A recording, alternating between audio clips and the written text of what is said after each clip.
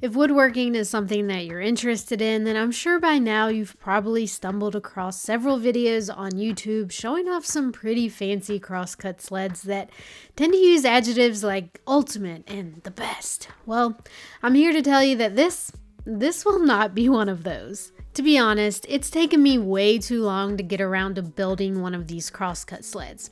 You see, I've been using this job site table saw for the last couple of years, which is pretty small and has its limitations. So for some reason, I sort of had this idea in my brain that I would just wait and make a dedicated crosscut sled once I upgraded my table saw to more of a cabinet saw. But I don't know if you guys know this, but those cabinet saws, yeah, they're kind of expensive. So I don't know when that upgrade will happen, to be honest. I'll keep saving my money and I'll get there one day. But in the meantime, I've decided that there is absolutely no reason to wait until then to make a simple crosscut sled for this job site saw. So that is exactly what I plan to do in this video.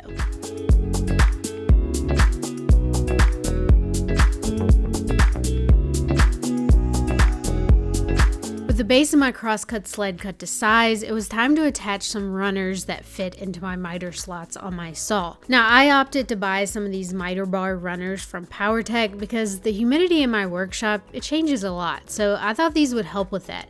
But you can also very simply cut your own miter bars out of some wood. I just stacked up a couple of washers and placed them in my miter slots so that it would cause these bars to sit just proud of the surface of the table saw. This will help me attach them to the base of my sled.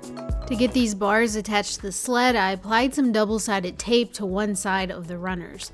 This tape will grab onto the bottom of the sled and hold everything in place until I can flip the piece over and attach screws from the other side.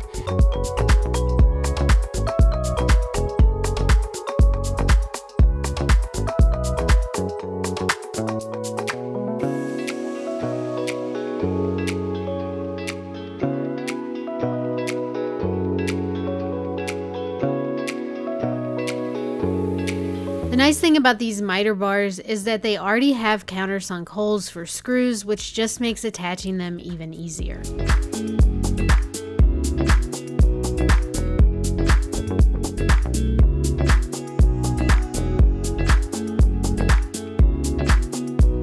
Next, it was time to add a front and back fence to the sled.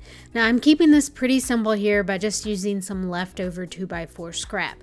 I did go ahead and rip off those rounded edges prior to installing these. In order to install these boards, I flipped the sled over and countersunk some holes into the bottom of the board. I'll attach these 2x4s to my sled using some screws. Now, I was very careful where I placed my screws here because I don't want to have a screw anywhere near where the blade will be, so I just made sure to mark that out for visual reference. I'm going to start by attaching my back fence first. This one isn't crucial that it's completely square, but I tried to get it as close as possible. I got everything flush and attached this board to my sled with wood glue and screws.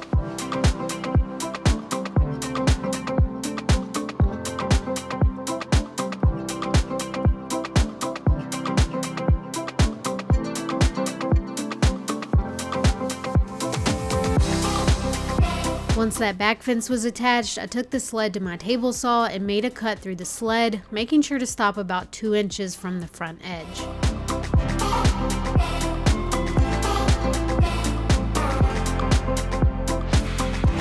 Now it's time to work on attaching my front fence, but first I want to install some of this T-track into it for attaching a stop block. Now this step is completely optional, but I had an extra T-track left over for my miter saw station build, so I figured this would be a good use for it. I just cut out a slot for this T-track on the table saw.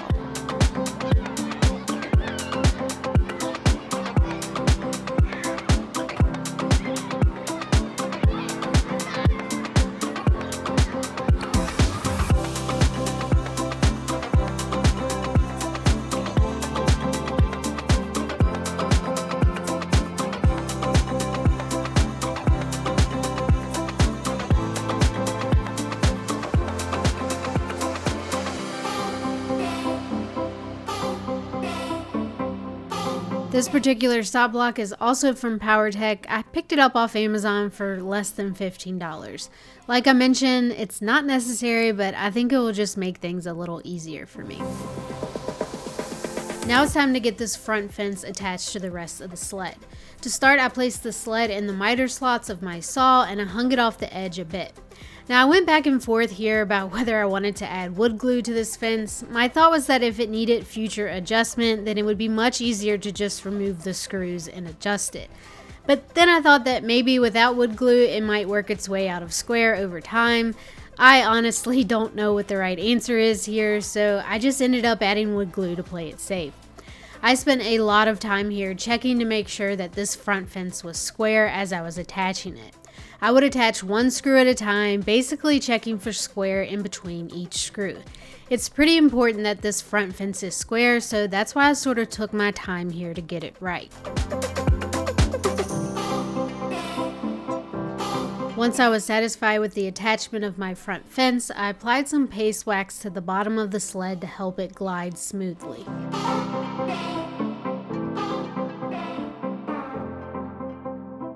Next, I made my first cut all the way through the sled. Now, you could definitely stop there if you wanted to, because essentially what we have here is a functional crosscut sled. But there were a few extra things that I wanted to add to this sled just to make it more functional for me. These again are totally optional. I really like these adhesive back tape measures, so I'm adding one here to the front fence to make using that stop block even easier. And yes, I know I installed it upside down. Since I'll be looking down on it, I didn't feel like having to read it upside down every time, so this will just make it easier for me to read. If I would have thought about it sooner, I probably would have routed out a groove for this tape measure before I attached it to the sled, but this should work okay like it is. One of the reasons I decided to go ahead and make this crosscut sled is because I wanted to find a way that I could cut smaller pieces a little more safely. Cutting small pieces at the miter saw can be dangerous at times because it wants to grab the piece and shoot them across the workshop. I've had this happen a couple of times and it'll scare you real good. This crosscut sled should allow me to make smaller cuts with a lot more control. Since we're on the topic of safety, I decided to add another little safety feature to this sled. I wanted to cover up the opening here where the blade passes through so I didn't accidentally risk catching it. To cover this up, I just glued a couple of 2x4 blocks together and then glued it to the sled. I didn't want to use any screws or nails here since it was so close to the blade.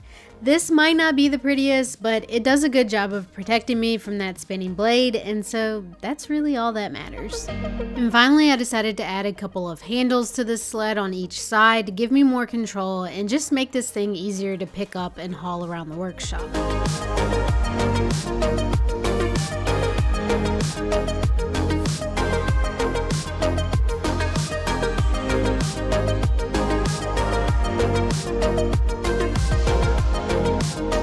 That's one way that you can build a basic crosscut sled for a job site table saw. I think this build helped prove to myself that I didn't need to wait until I had an upgraded table saw to make something like this. Because honestly, it doesn't have to look pretty. The most important thing is that it works and it has a purpose in my workshop. So while it might not be the fanciest crosscut sled you've ever seen, it's going to make building things a lot quicker and safer for me. And at the end of the day, that's what really matters to me. I hope you guys enjoyed watching this build. I like to share with you guys not just the things that I make, but sort of my evolution as a woodworker as well. So this build kind of falls into that category. Make sure to give this video a like if you enjoyed it or found it helpful. That really helps me out and I'd appreciate it.